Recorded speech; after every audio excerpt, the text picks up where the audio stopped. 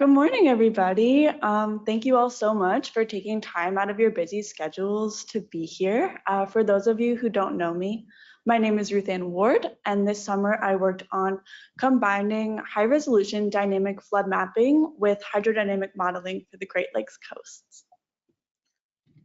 Before we get into the important stuff, I thought that I would let y'all know a little bit about me.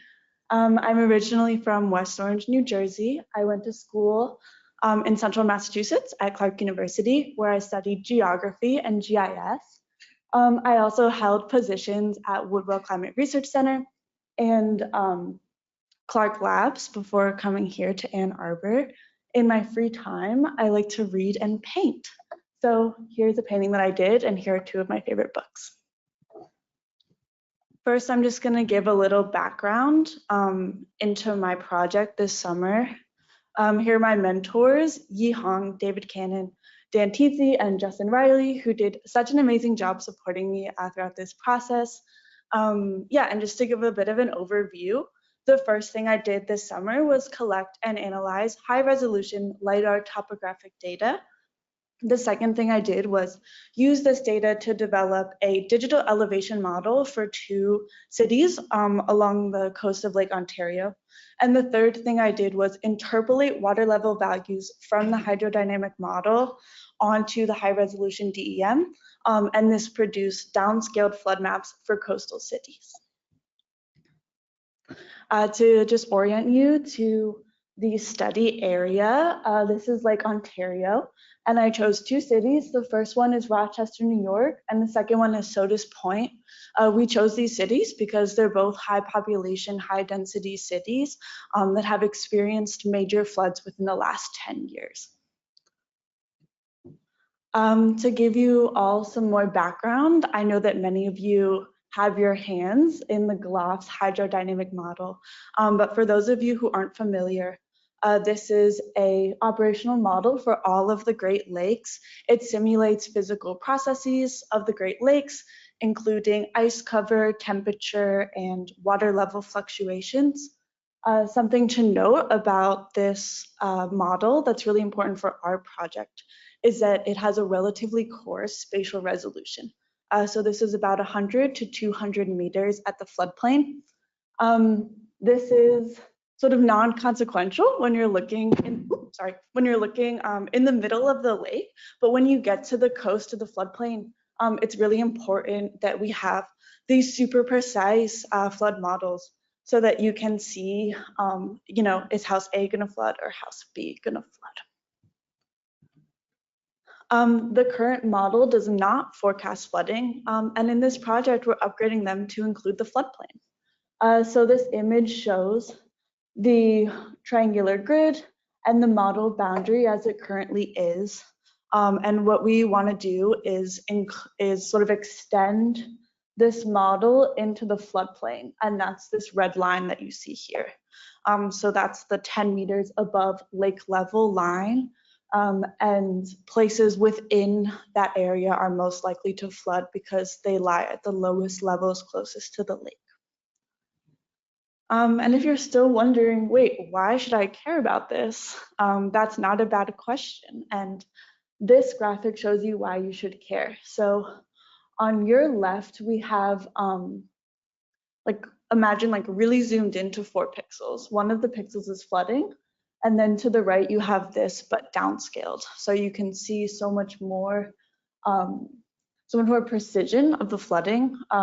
This graph shows a downscaling factor of 100.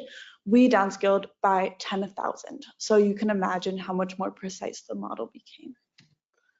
To give you all some background about LiDAR, LiDAR is high resolution, high accuracy point data. So you can see that shown in the graph on the left.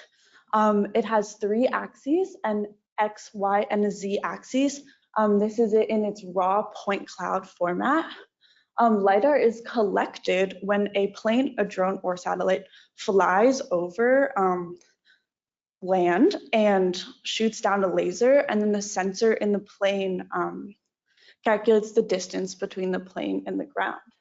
And that's how you get these elevation values. Something to note is that it doesn't work very well for water bodies, and we'll talk more about that later. To get into my methodology, the first thing I did was develop this high resolution DEM from the LiDAR. So essentially each point, each 3D point in the LiDAR becomes a pixel in a 2D raster. So you take this on the left and you just kind of, and then it becomes your 2D raster.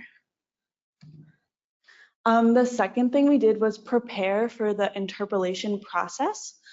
So we generated a mesh grid of XY values.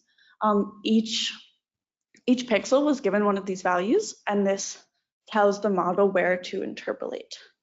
The second thing we did was read in the hydrodynamic model into the script, and then we identified the model cells that are within this DEM area. So the model's very big. It's for all of Lake Ontario, and we really only cared about these coastal values that are along the coast in Rochester. The third and arguably most crucial step of this process was the interpolation process.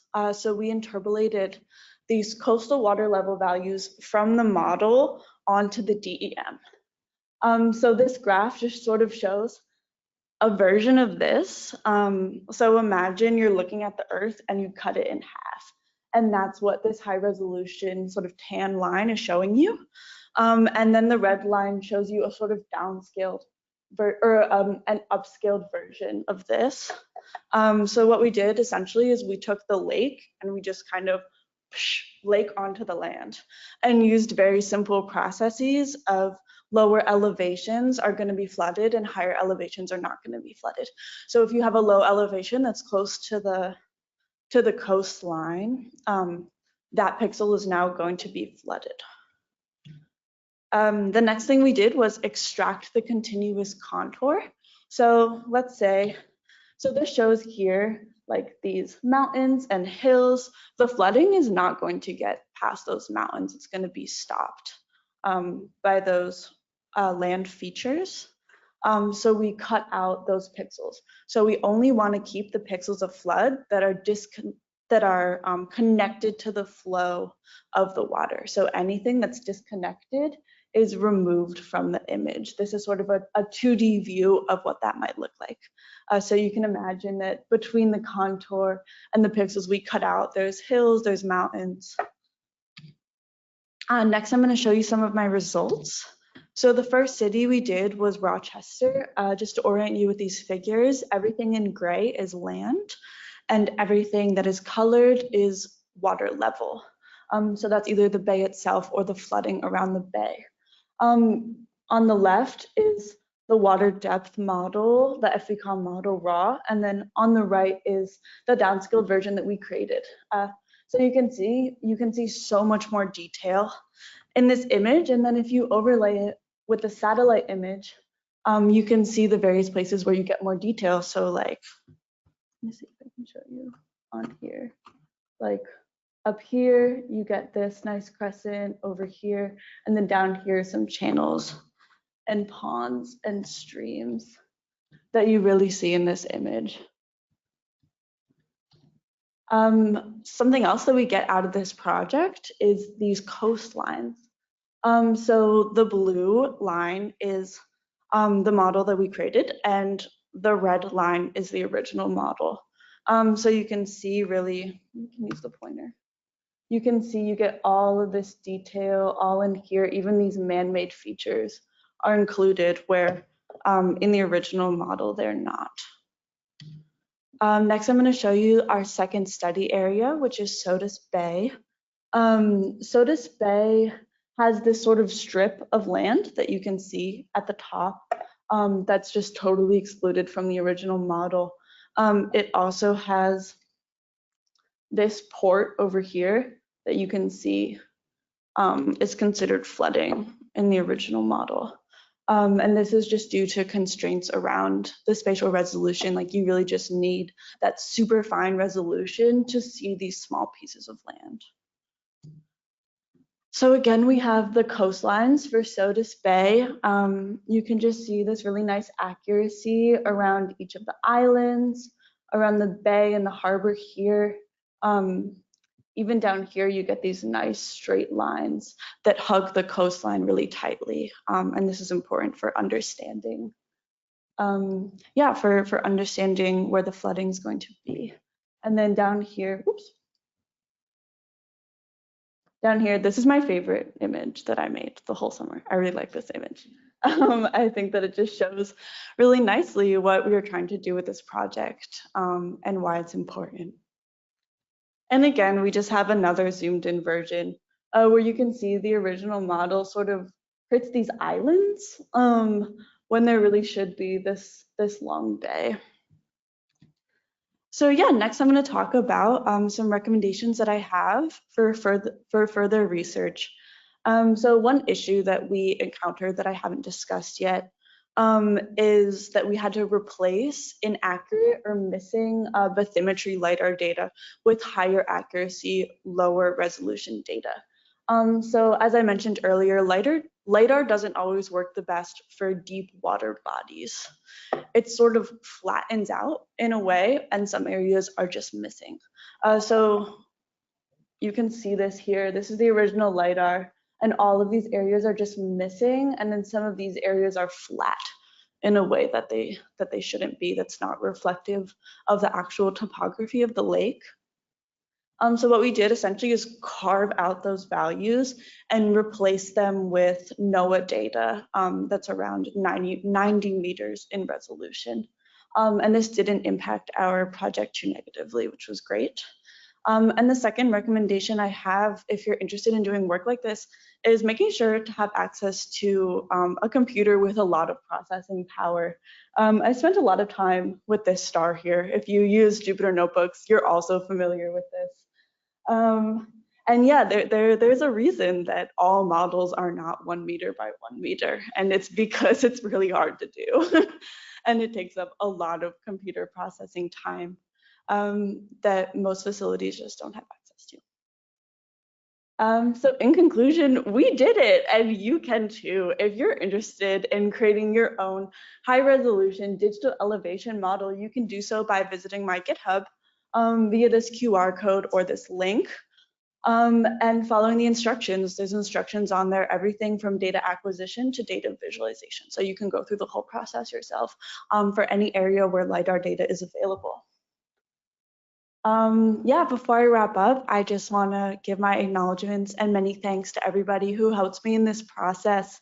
First of all, thank you so much to my mentors, Yi Hong, Dan Titze, David Cannon, and Justin Riley for being so amazing during this whole process. Also, thank you to Margaret Throckmorton and Mary Ogdahl for all of the hard work that they put into this program. And also Abby Hudson, the entire BIL CIFM team, and my fellow fellows and interns for supporting me through this process and just being super awesome. It has been such an honor and a privilege to do this work here. So without further ado, thank you very much.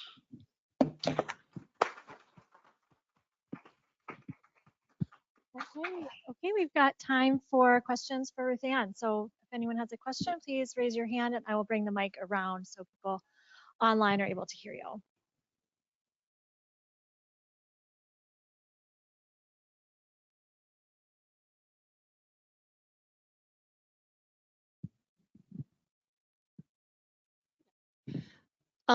First of all, great presentation. Thank you. You went first, which is tough. I really loved when you pointed out that picture that you created and said that that was your favorite. Can you just elaborate on that a little bit more? What makes that the favorite image you created? Like, did you learn a new technique this summer that you were able to apply to that? Or, yeah, I'm just kind of interested in hearing more about why that is your particular favorite. Yeah, absolutely. Thank you so much for your question. Yeah, this was my favorite because I think it just shows really nicely what we wanted to do here and why this work is important. And yeah, to answer your other question, I learned so many new skills this summer. I really got to flex my Python muscle, my programmer muscle, and really figure out how to do this work sort of on the fly. And that was really cool. And yeah, before coming here, most of my research, my modeling research was in risk to deforestation. So I did a lot of work modeling deforestation in the Amazon. And yeah, being able to apply that knowledge to a new landscape has been really cool. And yeah, such a good experience. So thank you. Ruthanne. Thanks, Anna, for the question. We've got time for more questions. If anyone has another question they'd like to ask. I feel like I'm not really. Okay, Abigail.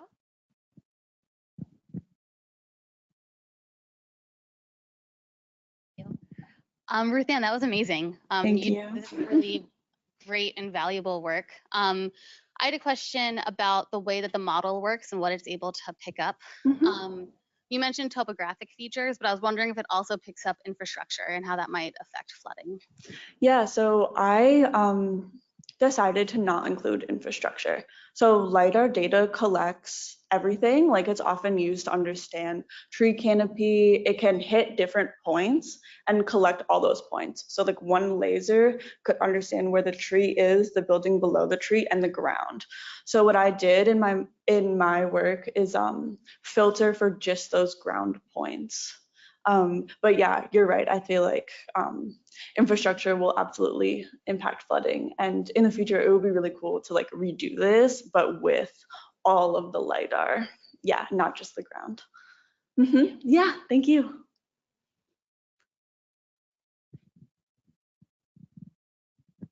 Yeah, again, great job on that. And just a quick follow-up on the LiDAR, how common is that data? So if you're looking at, I don't know, Lake Ontario, like what, do you know, like what percentage has that data availability? Yeah, so NOAA is a huge provider of LiDAR data. If you go onto the digital coast accessor, I think it's called, you can get LiDAR data for most of the coast. So like East Coast, West Coast, Southern Coast, and around the Great Lakes.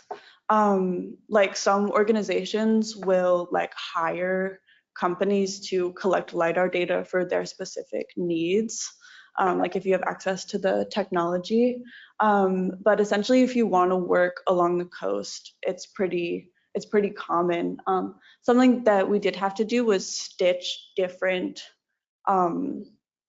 like, how do I explain this? Like stitch different batches of it together. So like there would be some from April 2018 and some from May 2018, and we'd sort of have to stitch those together. But since we're just using those ground features, it's not going to change too much, yeah, in that small time period. Great, thank you so much, Ruthanne. That was a wonderful presentation. Thank you.